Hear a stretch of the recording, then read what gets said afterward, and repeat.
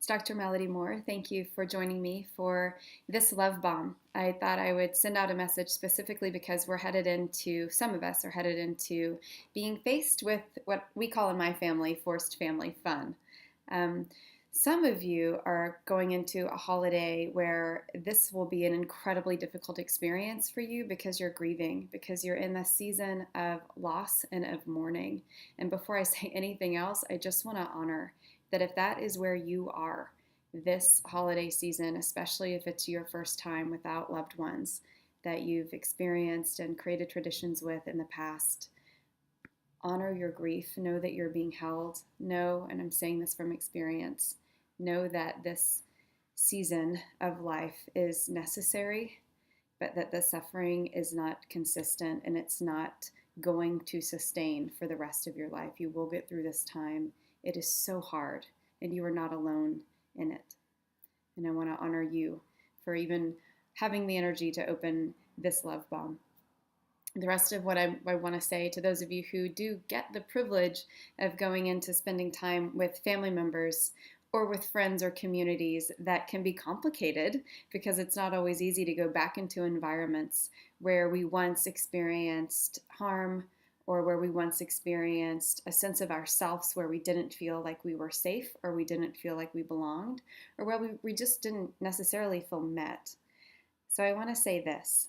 The practice of the Four Agreements, Don Miguel Ruiz's book, The Four Agreements, is really helpful when going back into a family system because oftentimes what comes up for most of us is we regress back to the person that we were as a part of and as a function of that system, forgetting the skills, forgetting the resources, forgetting the tools that we've developed since that time.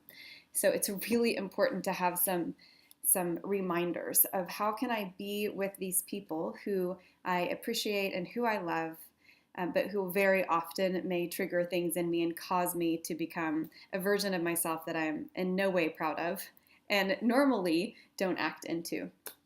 So let's review, for those of you who haven't read it in a while, Don Ruiz Miguel's Four Agreements. The first, don't personalize anything. All right, this is so hard when you're with family members and they're talking directly to you about you. And it's not. It isn't. It's not that you're not contributing something to what's going on between the two of you or to the group of you. And nothing's really about you. Something might be about your ego, and it might be an opportunity for you to have a reflection about perhaps where your ego's getting tripped up, but the part of you that's not separate from the divine and the part of you that's not separate from anybody else in the room or anybody else in that conversation can see and feel past that moment and understand that what's going on for someone else in an accusation or in a blame or in a poke or a dig isn't really about you, about fundamentally who you are. And so to keep that knowing inside, to keep hold of the truth, to center that you are a child of God. And if you don't resonate with that word, to center that you are worthy and you have value and that you belong, no matter what the content is or the details are of what's coming up for the other people that you're with, it can really help you ride through and flow through some of the rockiness that can come up in a family system. The other three agreements are really helpful too. Another one is don't assume anything. Don't make assumptions. You know the phrase about assumptions. It's not really necessary to repeat. But when you assume things, you are in the way of opening. You're in the way of discovery. You're in the way of untangling and into navigating and into becoming closer, more intimate with, and more connection with the people that you're making assumptions about. And so in order to come to a place of understanding, in order to see yourself more clearly, in order to see them more clearly, and in order to have a relationship that feels connected, that feels safe for both of you, you too, it's so important to really question and filter out, where am I making assumptions? What am I assuming in the intent? What am I assuming about why this was spoken or for what reason this was said or done or not said or not done, and to really be curious, ask questions instead of going right toward the assumption and therefore escalating some sort of situation that's just going to end in probably disaster, if not worse.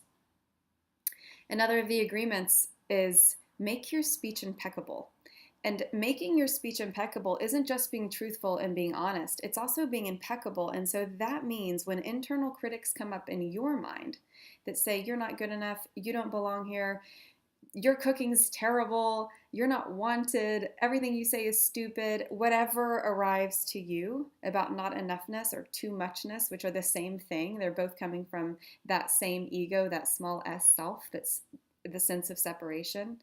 When those challenges come up in your mind, it's so important to remember impeccable speech is speech that is in alignment with the universal whole, the universal wisdom.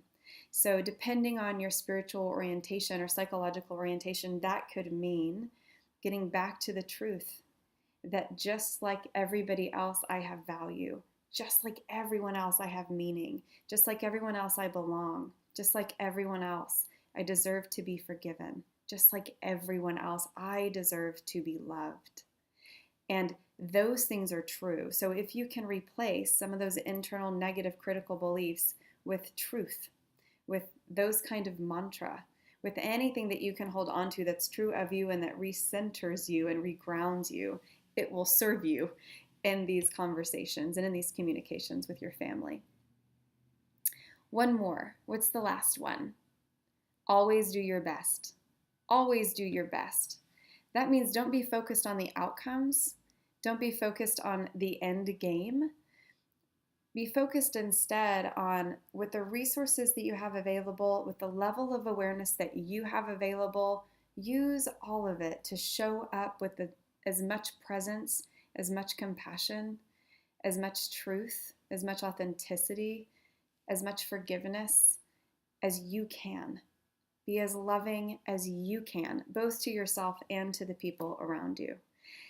I hope that this short review of Don Miguel Ruiz's 4 agreements is a helpful tool as you move into whatever space you will be arriving into during this holiday season or any other situation with family, friends, coworkers, colleagues, community members that isn't always an easy approach for you. And again, if you are sitting in a space of grieving, honor your grief. Honor your grief. Honor how much and how deeply you loved, and know that the reason you hurt so much is because you loved so deeply and so dearly, and know that this too will pass. It will pass. Be held. Reach out to the people that can support you, can hear you, and can hold you during this time of mourning. For those of you with people still around, with family members present, no matter how difficult it may be to be around them, maybe there's a way to find some gratitude that here they are and there is an opportunity to spend some amount of time with them. And I have found the more I can look into someone's eyes and see their innocence, the easier it is for me to extend my love and to extend my forgiveness, to extend the greatest intentions are coming from them, and for me to have the greatest intentions, the kindest and the highest of intentions toward them too. Be blessed. Happy everything. Merry Christmas. Happy Hanukkah. Happy Friendsika. Happy Kwanzaa. Happy all of it. Take very, very good and sweet care of yourself and of your tender and beautiful heart.